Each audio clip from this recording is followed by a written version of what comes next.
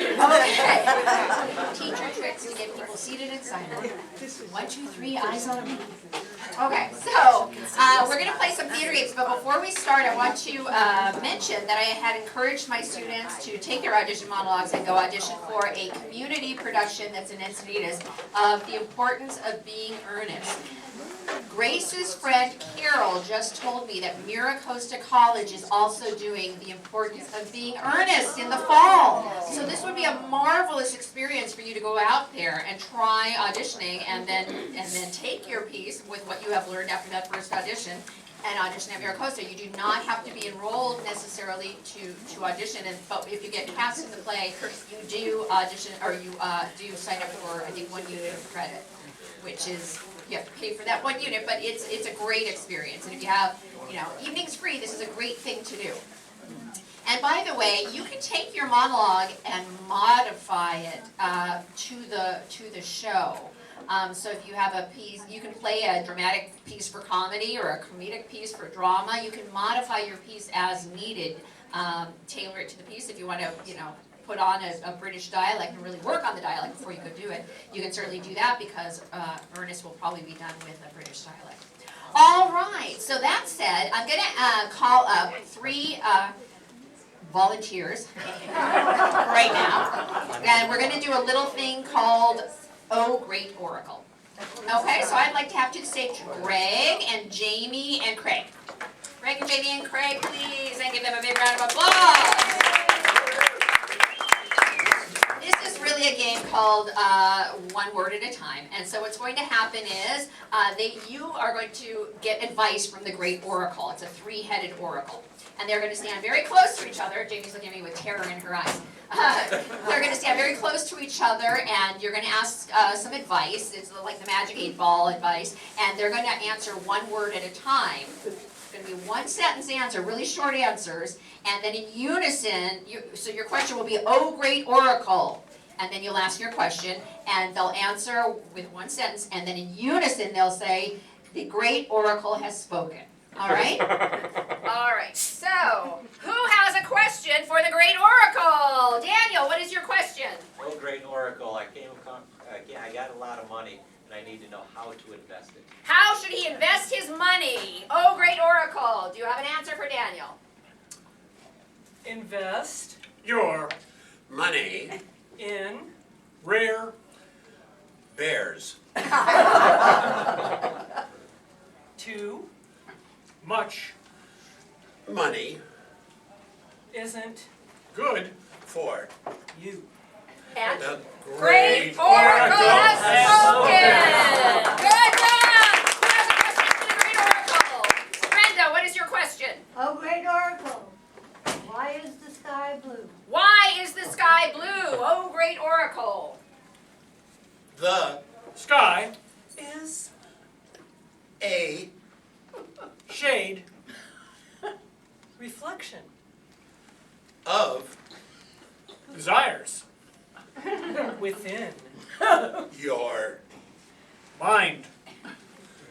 The The Great Great Oracle Oracle has has spoken. spoken. Of course you know that you can decipher the Great Oracle's message sometimes. It's very deep. Yes, Catherine, what question do you have? Oh, great oracle, what words of wisdom should I offer to my daughter about her upcoming marriage? Oh, words of wisdom on a daughter's marriage. Oh, Great Oracle, what advice do you have? Craig, do you want to take the lead? Your daughter should make herself wiser by avoiding men. The Great Oracle has spoken! Give them a round of applause! So that's a little game called Speak in One Voice or Oh Great Oracle. Hilarious. All right. She's gay. Oh, shit. Well, there you go.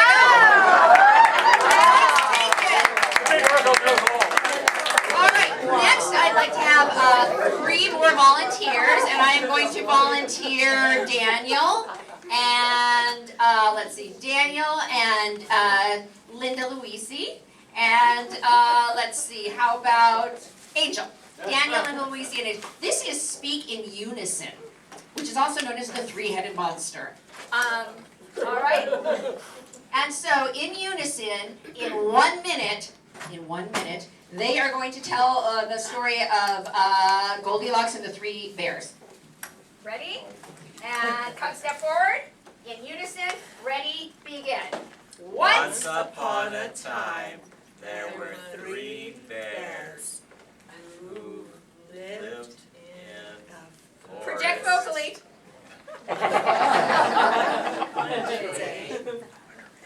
They needed to build a home. You have 45 seconds left. Keep going. Keep going. Don't touch the space. Keep going. Listen to each other. They needed to build a, They needed to build a home. Okay. the first little Pig. built a House out of straw. Second pig built a house out of sticks. Keep going. There's a third little pig. Built a house out of bricks. Along Okay. came Listen to each other. You have 15 seconds left. and he said, I'll huff and and I'll I'll puff puff and and I'll I'll blow blow your your house down. No, Not no, by the no, hair on no, my my chinny chin chin. So So he he puffed huffed and he puffed and he blew the house down. And they All lived happily ever after. Give them a round of applause.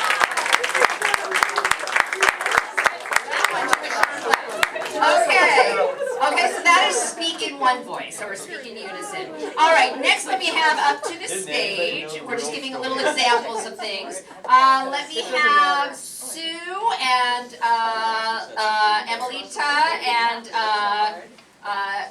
Susan and Phyllis come to the stage, please. And let me get a couple more of you up here. Brenda, Grace, and Peter, come on up. Straight line, please.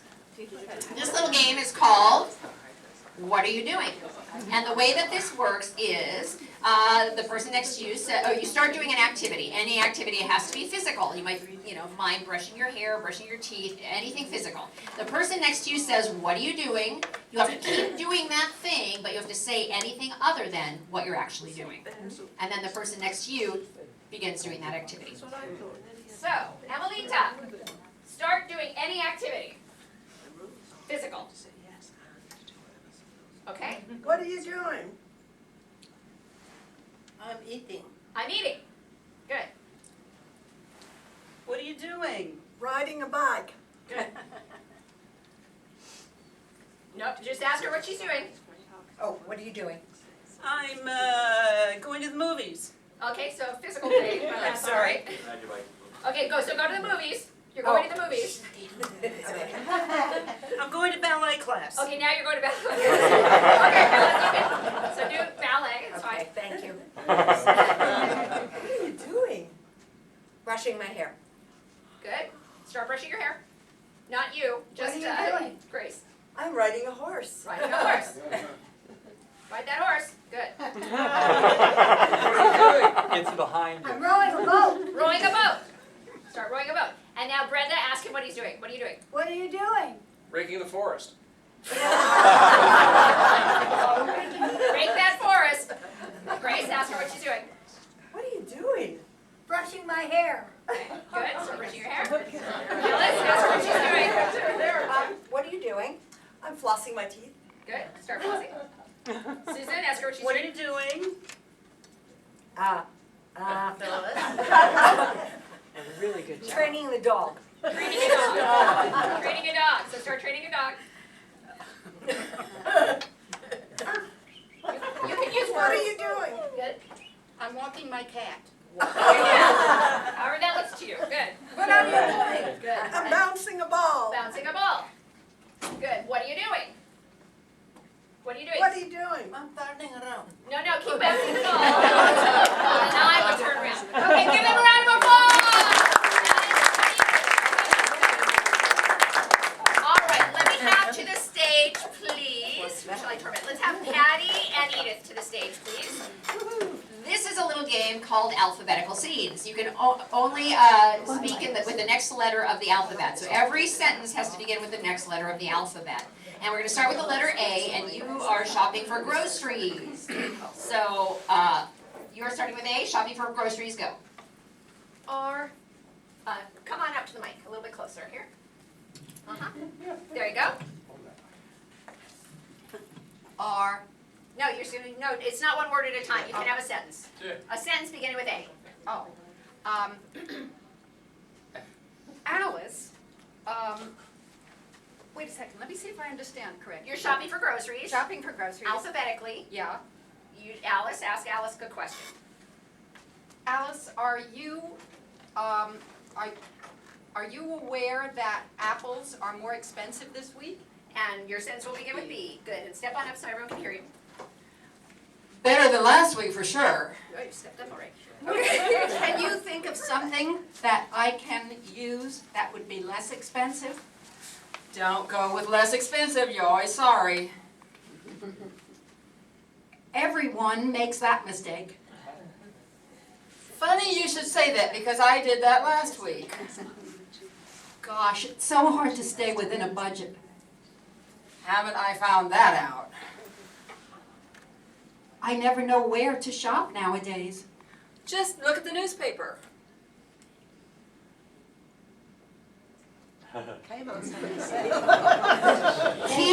Keep your eyes on the prize. Well, Give them a round of applause!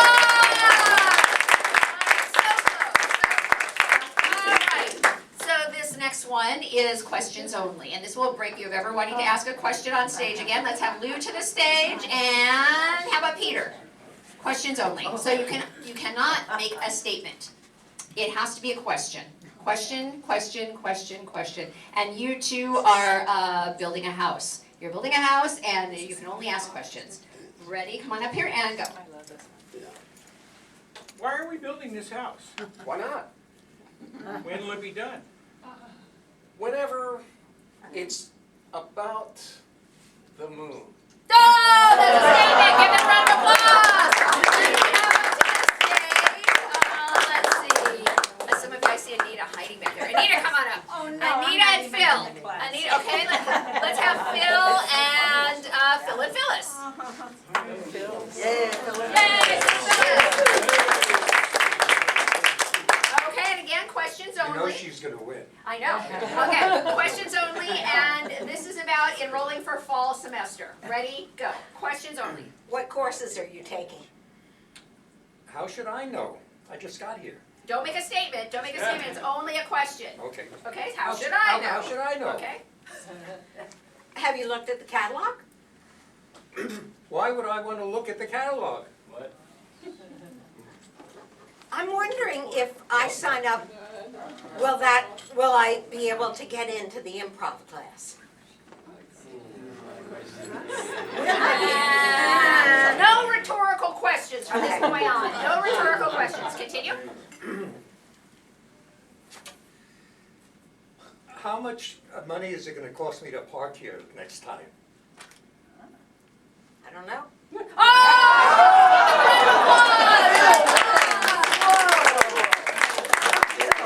All right, so the next game is 185, and I know some of you know that game. Let's have you this whole row up, and you too, Lou, get on up here.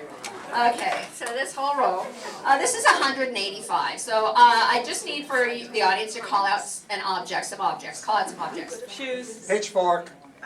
Shoes, pitchfork. Okay, we'll start. Wheelbarrow. Wheelbarrow, socks. These are all so good. Let's go with wheelbarrow. 185 wheelbarrows walk into a bar. Okay, and so these are one-liners, and ideally they'll have an act out with them if possible. If not, they are just quick one-liners. So, at a big loud voice, 185 wheelbarrows walk into a bar. Let's start down there.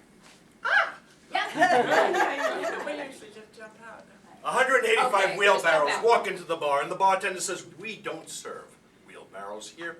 And the wheelbarrows look at him and go, "Well, just wheel our way out of here." 185 wheelbarrows walk to a bar. The bartender says, "Oh, we don't serve your kind here." And the wheelbarrow says, "Well, I'm just going to dump on you." I'll bring this to you. 185 wheelbarrows walk into the bar. Bartender says, "We don't serve your kind here." Well, in that case, I'll just squeak out of here. Okay, good. Lou? Mitch? Gail? 185 wheelbarrows walk into a bar and the bartender says, "We do not serve your kind here." And the wheelbarrow says, "That's okay, I've got a flat tire." Okay, and I'm going to change it now to pitchforks, because I heard pitchforks out there. 185 pitchforks walk into a bar. 185 pitchforks walk into the bar. The bartender says, "We don't serve pitchforks here." The pitchforks look at him. Project? Wait till you see our boss, the devil. He'll change your mind. 185 pitchforks walk into the bar. Bartender says, "We don't serve your kind here." Well, I think that you have just pricked me. Pitchforks. 185 pitchforks walk into a bar and the bartender says, "We don't serve your kind here." And the pitchfork says, "Well, fork you."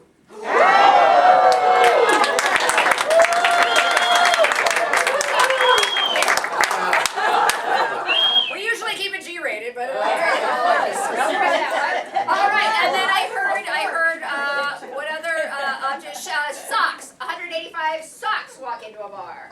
185 socks walk into the bar. The bartender says, "We don't serve your kind here." And the socks say, "Well, stink on you." Socks.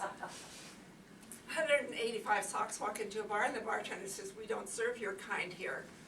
And the sock says, "Well, we knew you were a heel."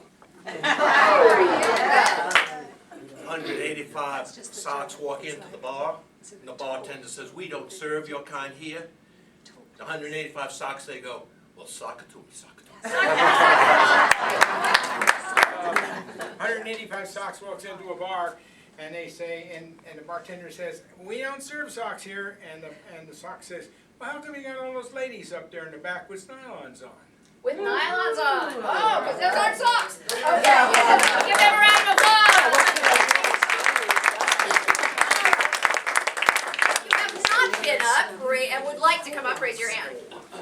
Let me get on up here. Catherine, and I saw that hand shoot up in the air. And Sue, and Angel, and Wally, and Emelita. Emily Van, coming up. Long line here. This one is called Fortunately, Unfortunately. And they are going to tell a story, and every time I point at a new person, they're going to take continue the story, but it's going to be what good things happen and then what bad things happen. Okay, so Wally, we'll start with you, and you're going to tell the story of, let's do Cinderella. Okay, so fortunately, once upon a time there was a girl named Cinderella, and fortunately, Cinderella was born beautiful. unfortunately, Unfortunately, Cinderella had a horrible stepmother. fortunately, Cinderella's going to have good things happen to her. Unfortunately, she suffers deeply before things get better. Fortunately, he has a silver shoes. Unfortunately, she's misplaced them somewhere in the house. and we're going to start with Wally, and by the time it gets to the end of the line, the story needs to be over. Fortunately, Fortunately, she decided to stop wearing shoes and go to slippers. Unfortunately, the slippers got lost. Fortunately, the prince found the slipper as he's bringing it to the house. Unfortunately, the ugly sisters tried to tell him that it was them and hide her in the basement. Fortunately, the prince is in love with Cinderella. and apparently it's going to end on an unfortunate note. Yeah. Unfortunately, she didn't really care for the prince. All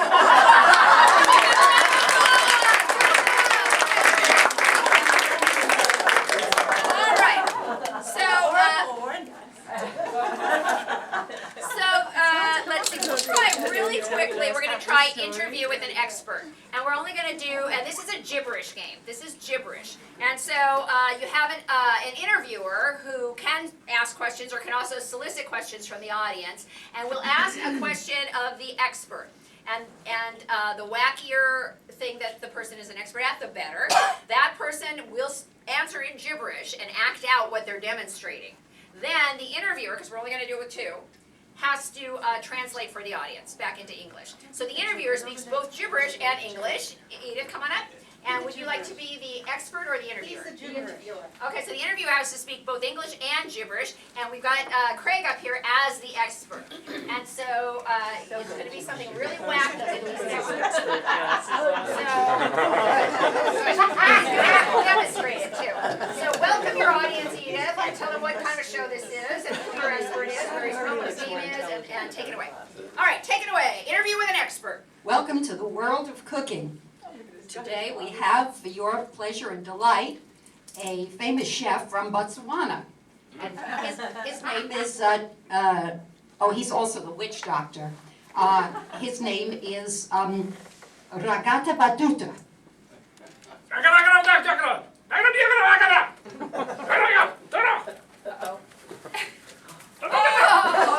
no violence on the stage. Okay. He gets a little animated. He is trying to tell us that he's very pleased to be here with us, and he kind of gets a little carried away at times. So don't get too close to the mic. An inch is good. And so ask him your first question. The first question is, can you, I know that in Botswana, it's no longer the custom to eat live human flesh. However, I know that in your grandparents' time, that was something that was done at the end of successful campaigns. Can you tell us something about the dishes that they would cook from human flesh? And now translate it into his language because he doesn't speak English. And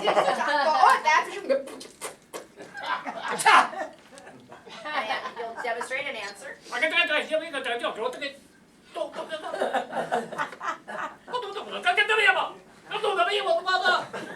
Stay on stage. Now you'll translate. He says that you shouldn't put it down, that it's really delicious. A question we have here from Mrs. McGillicuddy out in Kansas City, Missouri. She would like to know what is the most successful wedding that you have catered? Okay, and you translate it into his language. No, he doesn't understand English. You have to speak his language. Okay, can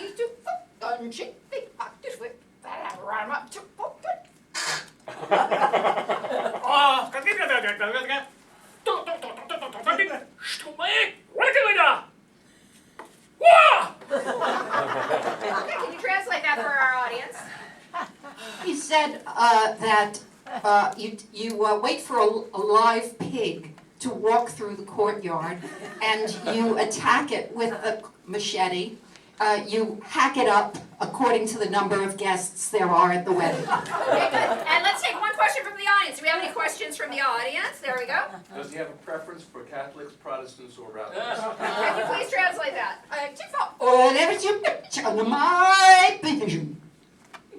Oh, the question was, does he have a preference for Catholics, Protestants, or rabbis?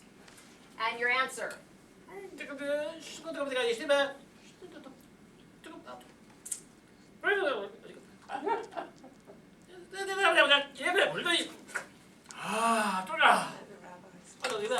Okay, translate that, please.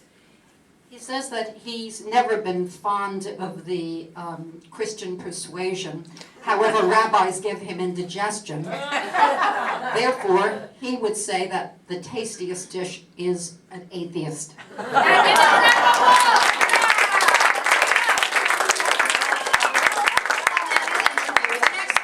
Now, this next game is a game that is my favorite game, which is acting freeze tag. And the way that it works is you have to keep it physical. And the person, it's a two-person scenes. They are very short. They're about 30 seconds long, if that.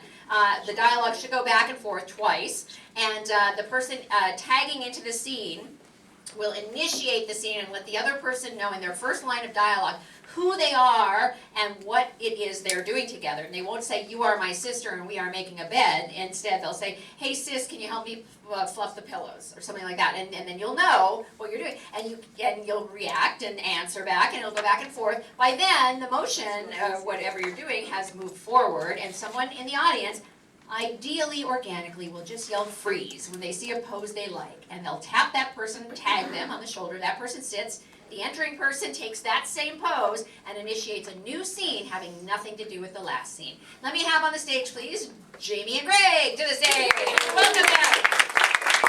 Acting freeze tag. So I'm going to ask them to do 3 seconds of Tai Chi for us, please, and then I'm going to yell freeze. All right, and 3, 2, 1, freeze. And I am going to let Jamie initiate this one. And they have to justify these poses. They can't just drop the poses and start something else. He's got this kind of a thing, she's got this kind of thing. Audience, just yell out what this looks like they might be doing. Yell, making a bed. Calling a safe, Umpire. calling a safe baseball game with Greg as ready to slide into it. Okay, a baseball player. What, rapping, dude. He's rapping. Rappers. She's playing piano, and she's playing the drums. Musicians, piano and drums. So I'm going to let Jamie initiate this one, but from here on out, y'all have to come up with the scenarios and initiate. It can be whatever you want. Any of those suggestions or anything else? Oh my God, this is the most rough water I've ever seen. You're gonna have to try to steer this boat while I row a little bit harder. I don't have oars, I only have these weird hands. Giant hands. But I'll try, I'll get behind you here. Get them in the water. Get them in the water?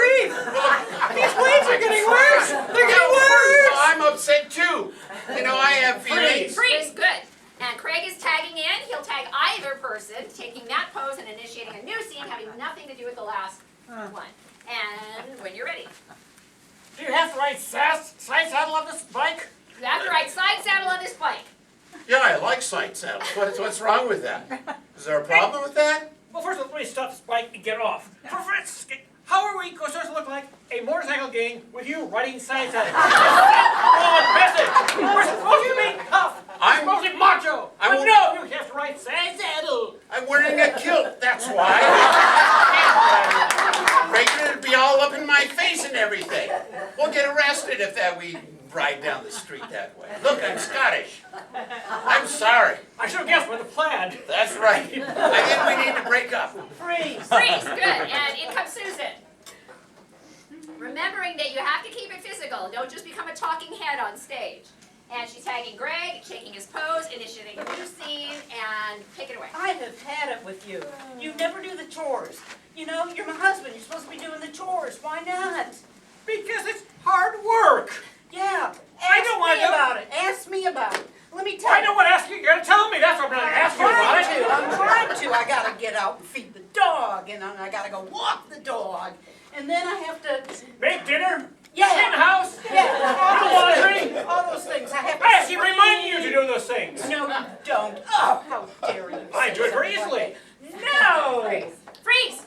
And if you said it, you're in. Come on, Gail.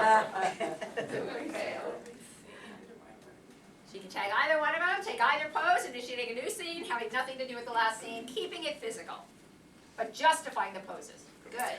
And when you're ready, take it away. 1, 2, 3, 4. 1. She doesn't know who she is. She doesn't know who she is. Love to direct the music. Good. You have to give her more information. Okay. I like to put your first. You know you're a music student now. This is not a flute. This is several different instruments. Are you insulting the director? It sounds like it. Go to the back row. Oh. Go to the back row. Give them a round of applause. Now, acting freeze tag. All right, gang. We only have 2 minutes left, and so I think we're going to have to wrap it up with that. But what I want to say is it has been a smashing semester with such a talented group of actors, and I'm so proud of you, and I hope you'll go out and audition today. And the rest of you, I hope you'll stand for our class. We have, we also have a radio, the Golden Age of Radio, which is a performance class, sort of like Reader's Theater, and that happens Mondays, 1:30 to 4:30 here, and varies in that one. And then on Tuesdays in Encinitas, we have improv from 3:30 to almost 6 o'clock, and it's at the Encinitas Library on Cornish. And then on Wednesdays, we have that same exact improv class here, 1:30 to 3:50. So we hope you'll sign up today at the front desk, and it's non-credit psychology, and they are free classes. Hope to see you there. In the meantime, have some more snacks, socialize, and we'll